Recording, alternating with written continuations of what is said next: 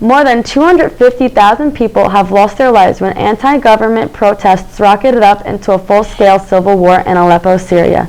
The ongoing Syrian civil war, which began in 2012, has become detrimental to neighborhoods and civilians in Eastern Aleppo.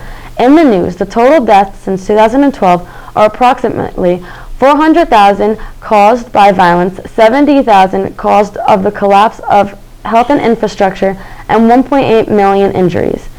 At least 2 million people who live in the city have no access to clean water, food, and medicine.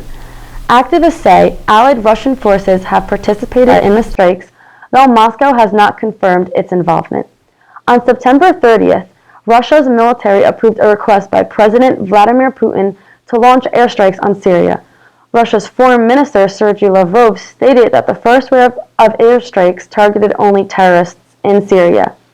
U.S. Secretary of State John Kerry stated there is no chance of peace without an end to military operations and coordination between all parties.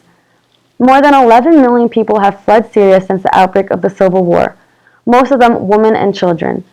About 10% of Syrian refugees have sought safety in Europe, but countries argue over sharing the burden because of the implication for stability to the neighboring countries around Syria. The conflict in Syria was sparked in 2012 in the town of Dara by a group of 13-year-old boys who wrote on the side of their school, "The government must go." The movement began as an uprising for democracy, but in the past 4 years it has since resulted in rebel groups, terrorist elements, international powers, and religious factions. "The Syrian tragedy shames us all," Stephanie Durak, spokesperson of the United Nations, stated. "The collective failure of the international community should haunt every member of this council."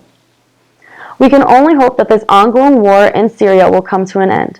I'm Taylor Garritano, and this was The W.